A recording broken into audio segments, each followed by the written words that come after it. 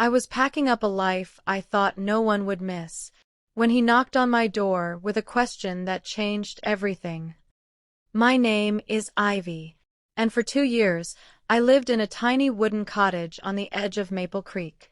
The kind of place that smells like cinnamon and silence, where the days are soft and the nights echo a little too loudly. I didn't come here to find love. I came here to disappear. 3 winters ago, I left the city. Left behind the noise, the glass towers, and the man who said, "You're too much of everything." So I came here, to this quiet, sunlit kitchen, with wooden shelves and old copper pans. I baked bread, I read poetry, and I stayed far, far away from people, especially men, until the day someone moved into the house next door. His name was Elliot. I noticed him through the window. Tall, thoughtful, always wearing that same gray flannel.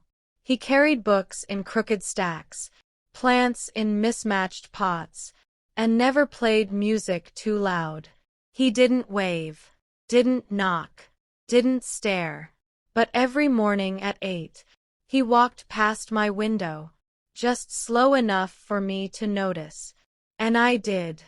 For weeks, we passed like ghosts, living side by side, yet never truly seeing each other, until the storm.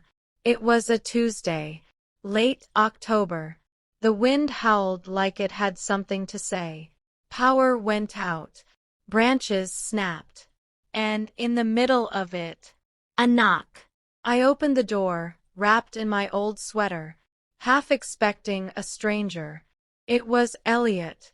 His hair was damp, eyes a little anxious. He held up a flashlight and said, "Sorry to bother you.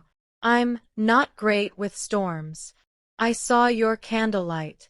Mind if I sit with you for a while?" I nodded. We sat across from each other in silence, two strangers in the glow of flickering flame. And then, out of nowhere, he asked, "What's the loneliest part of your day?" I blinked.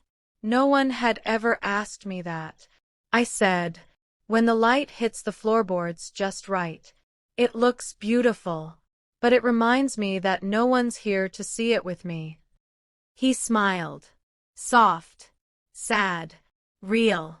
"That's exactly why I knocked," he whispered. That night, he didn't stay long, just long enough to share silence that didn't feel empty. After that, things changed. He started bringing books to leave on my porch. Poetry, cookbooks, even a silly comic once, with a note that said, "Thought you might need to laugh today." I started writing short notes in return, slipping them into the returned books. One day, I wrote, "I haven't spoken this much in years, and yet we haven't said a word." The next morning, there was a knock. No flashlight, no storm, just Elliot, holding a paper and a pen.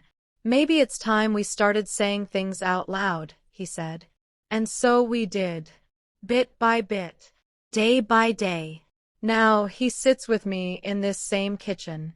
The shelves are fuller, the silence warmer, and every morning at 8, he still walks past the window, but only to reach my door. Because love doesn't always arrive loudly. Sometimes, it walks quietly by your window, again and again, until you're ready to let it in.